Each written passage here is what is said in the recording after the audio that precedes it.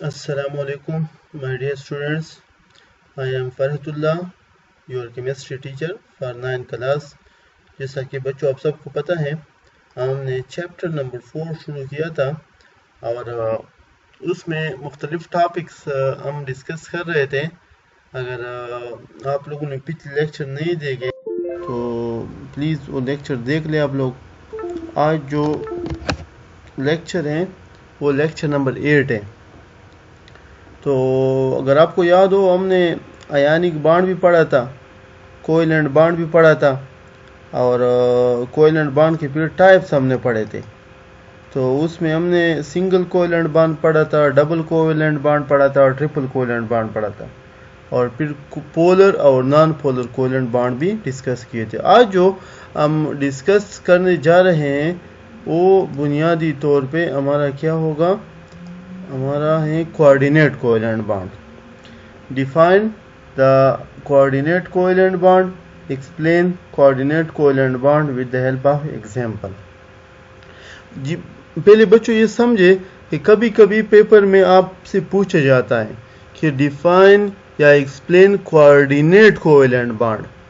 कभी कभी पूछते हैं कि एक्सप्लेन या डिफाइन डेटिव कोवेलेंट बॉन्ड।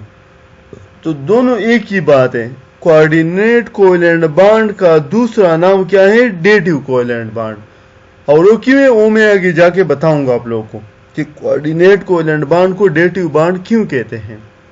लेकिन आप ये समझे कि अगर पेपर में पूछे कि कोऑर्डिनेट कोवेलेंट बॉन्ड क्या होता है तो आपने वही आंसर लिखना है।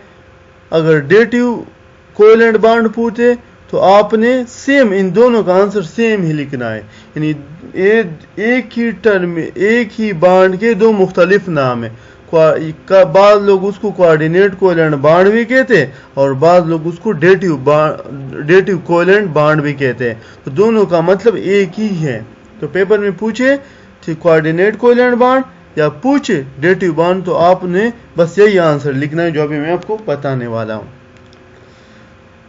Coordinate covalent or dative covalent bond is a type of covalent bond in which the bond pair of electron is donated by one bonded atom only। पहले मैं रीड करूं फिर आगे जाके आपको समझा देता हूं। डोनर क्या होता है? An atom which donate the electron pair is called donor. An acceptor, an atom which accept the electron pair is called acceptor. Representation: a small arrow is usually used to indicate the atom and pair of electron being donated, the edge of the arrow toward the acceptor atom. Lone pair of electrons क्या होते हैं? The non-bonding electron pair available on an atom in a molecule is called lone pair of electron. Example: electron pair available in nitrogen atom in ammonia molecule is called lone pair of electron. तो आगे जाएं आप लोग। यहाँ पे देखें, यहाँ पे मैं पहले एक्सप्लेन करने जा रहा हूँ, फिर आप लोग जो है ना उसी भी डिफिनीशन को फिर मैं दोबारा पढ़ूंगा, फिर आपको सही समझ आएगी। नाइट्रोजन को देखो, इस नाइट्रोजन को, ये नाइट्रोजन को जब आप पीरियोडिक टेबल में बच्चों देखते हैं ना तो ये 7 नंबर पे आता है। तो पहले शेल में 2 इलेक्ट्रॉन है और दूसरे शेल में उसके 5 इलेक्ट्रॉन है। तो चूंकि बॉन्ड में आखिरी शेल वाले हिस्सा लेते हैं बॉन्डिंग में, तो इसलिए नाइट्रोजन चूंकि ग्रुप नंबर 5 से है तो इसमें 5 इलेक्ट्रॉन है आखिरी शेल में। ये देखो 1 2 3 4 5, ये जो आपको डॉट नजर आते हैं ब्लैक, ये 5 इलेक्ट्रॉन नाइट्रोजन के आखिरी शेल में। इस हाइड्रोजन के पास 1 इलेक्ट्रॉन है, इस हाइड्रोजन के पास 1 इलेक्ट्रॉन है और यहाँ पे एक हाइड्रोजन है, इसके पास 1 इलेक्ट्रॉन है। तो ये क्या बनता है? NH3 बनता है। N के पास कितने इलेक्ट्रॉन हो गए? 5। हाइड्रोजन के पास कितने हो गए? सबके पास 1 है। तो 5 इनके पास थे और 1 इसका पूरा हो गया। तो इस हाइड्रोजन का डुप्लेट कंप्लीट हो गया, इसके आखिरी शेल में 2 इलेक्ट्रॉन आ गए और 5 और इस हाइड्रोजन ने 1 शेयर किया, इसने 1 शेयर किया, इसने 1 शेयर किया नाइट्रोजन के पास। तो 5 + 3 ये हो गए 8 इलेक्ट्रॉन। ठीक हो गया। तो अमोनिया मॉलिक्यूल किस तरह था? अमोनिया मॉलिक्यूल में नाइट्रोजन का क्या मुकम्मल है? ऑक्टेट मुकम्मल है और हाइड्रोजन का क्या मुकम्मल है? डुप्लेट मुकम्मल है। ठीक हो गया। अब इन इलेक्ट्रॉनों को अगर हम गौर से देखें तो ये जो ऊपर वाले इलेक्ट्रॉन है, ये जो लेफ्ट साइड वाले और ये जो नीचे वाले इलेक्ट्रॉन, इन्होंने बाण में हिस्सा लिया हुआ है। ठीक हो गया। यहाँ पे ऊपर भी हाइड्रोजन है, इस साइड पे भी हाइड्रोजन है और नीचे भी हाइड्रोजन है। ठीक हो गया। लेकिन जो राइट साइड को देखते हैं तो इन इलेक्ट्रॉनों ने बाण में अभी तक हिस्सा नहीं लिया, सिर्फ और सिर्फ अगर आप अमोनिया को देखें। ठीक हो गया। तो ये जिन्होंने पहले बाण में हिस्सा लिया हुआ है, यानी हाइड्रोजन के साथ नाइट्रोजन जो बाण बनाए हैं, एक पेयर बनाए, तो इन इलेक्ट्रॉनों को हम कहते हैं बॉन्ड पेयर। क्या कहते हैं? Bond pair. और ये जो राइट साइड वाले जो दो इलेक्ट्रॉन है, ये जो एरो आप देख रहे हैं, इन्होंने बाण में अभी तक हिस्सा नहीं लिया। तो क्या होगा कि अमोनिया में 1 2 3 4 5 6 यानी 6 ऐसे इलेक्ट्रॉन बन गए जिन्होंने बाण में हिस्सा लिया। और ये वाले इलेक्ट्रॉन जो है ना, ये जो दो इलेक्ट्रॉन ने बाण में हिस्सा नहीं लिया। तो 6 divide by 2 is equal to 3। इसकी 3 पेयर हो गए। तो 3 ऐसे इलेक्ट्रॉन, 3 पेयर ऐसे इलेक्ट्रॉन जिन्होंने बाण में हिस्सा लिया और एक पेयर ऐसा होगा जो इन्होंने बाण में हिस्सा नहीं लिया। तो वो इलेक्ट्रॉन जो बाण में हिस्सा लेते हैं या जिन्होंने बाण में हिस्सा लिया है उनको बाण पेयर कहते हैं, और जो बाण में हिस्सा नहीं लिया है तो उसको हम कहते हैं लोन पेयर कहते हैं। क्या कहते हैं? Lone pair.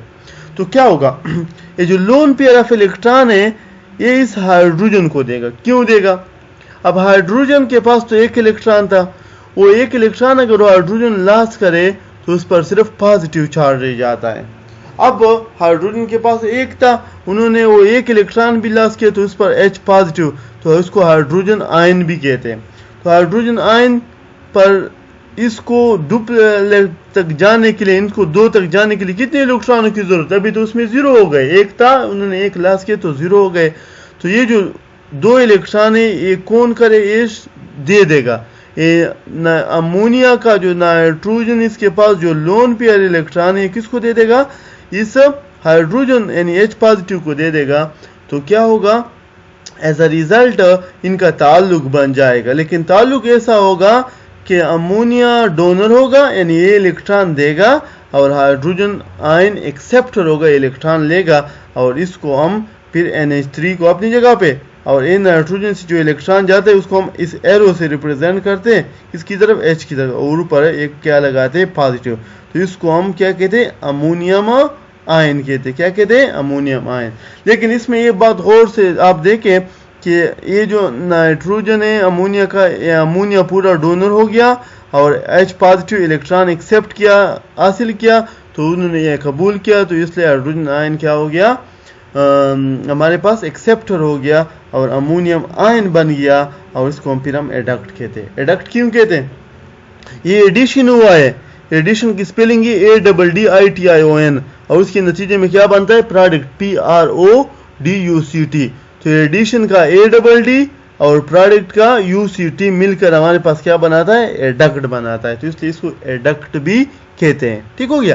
तो अगर आप बच्चों पिछले स्लाइड पे जाएं, लेकिन एक बार गौर से देखें कि ऐसा बॉन्ड जो कि बन जाए जहां पे लोन पेयर ऑफ इलेक्ट्रॉन एक मॉलिक्यूल डोनेट करे और दूसरा आयन उसको एक्सेप्ट करे, तो ऐसे बॉन्ड को क्या कहते हैं? Coordinate covalent bond. और वो इलेक्ट्रॉन कौन से होंगे कोऑर्डिनेट कोवेलेंट बॉन्ड में?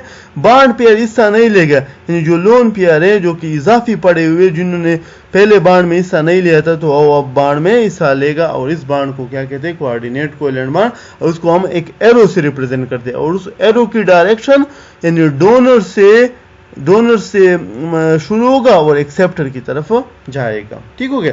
तो आप प्लीज इसको पढ़ें दोबारा। कोऑर्डिनेट कोवेलेंट बॉन्ड और dative covalent bond is a type of covalent bond in which a bond pair of electron is donated by the one bonded atom only। क्या होगा कि कोऑर्डिनेट कोवेलेंट बॉन्ड क्या होता है? ऐसा बॉन्ड जहां पे एक एटम क्या करेगा? एक एटम इलेक्ट्रॉन पेयर दे देगा और दूसरा क्या करेगा? एक्सेप्ट करेगा। An atom which donate the electron pair is called donor। जो एटम इलेक्ट्रॉन देता है तो उसको क्या कहते हैं? डोनर कहते हैं। और atom which accept the electron pair is called acceptor। Representation क्या होगा?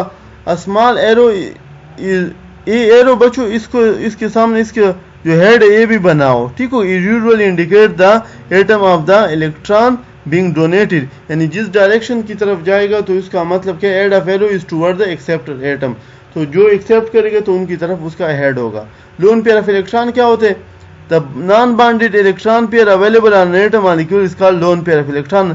For example electron pair available on ammonia NH3 molecule is called lone pair of electron. तो ऐसा बॉन्ड जो कि बन जाए जहां पे एक एटम क्या करे, अपना इलेक्ट्रॉन पेयर दे दे दूसरे को, ठीक हो गया, और दूसरे रिटर्न में उसको कुछ भी ना दे, ठीक हो। यानी हाइड्रोजन तो इसको कुछ भी नहीं दे रहा, लेकिन अमोनिया जो है ना, अमोनिया का जो नाइट्रोजन है इसको इलेक्ट्रॉन दे रहा है, तो इस बॉन्ड को क्या कहते हैं, कोऑर्डिनेट कोवेलेंट बॉन्ड। इसलिए उन्होंने लिखा है फॉर्मेशन ऑफ अमोनियम रेडिकल या अमोनियम आयन, इसको अमोनियम रेडिकल भी कहते हैं, अमोनियम आयन भी कहते हैं। Formation of coordinate covalent bond between ammonia and boron trifluoride, ठीक है। अब यहां पे देखो, यहां पे वही नाइट्रोजन की तो वही एक्सप्लेनेशन है। बोरान ट्राइफ्लोराइड, बोरान के आखिरी शेल में कितने इलेक्ट्रॉन है, 3, और एक इस फ्लोरीन ने, एक इस फ्लोरीन ने, एक इस फ्लोरीन ने शेयर किए, तो 3, और एक इनने शेयर की, तो 3 + 3 6 हो गए। अब इसको 8 तक पहुंचना है, तो 8 तक ये कैसे पहुंचेगा, ऐसे पहुंचेगा कि ये अमोनिया इसको अपना इलेक्ट्रॉन दे देगा। इसके पास तो ऑलरेडी पूरे 8 है, ठीक हो गया, और इसके पास 2 है, तो ये जो 2 इसको दे देगा तो ये बॉन्ड इसके बीच बनेगा, और इस बॉन्ड को भी क्या कहते हैं, कोऑर्डिनेट कोवेलेंट बॉन्ड। इसको पढ़ो तो फिर आपको समझ आ जाएगी, ठीक हो गया। तो आज के लिए कोऑर्डिनेट कोवेलेंट बॉन्ड काफ़ी है। इंशाअल्लाह ताला नेक्स्ट लेक्चर में हम मेटालिक बॉन्ड को डिस्कस करेंगे। फी अमानिल्लाह, thank you for today, welcome for tomorrow, अल्लाह हाफिज़।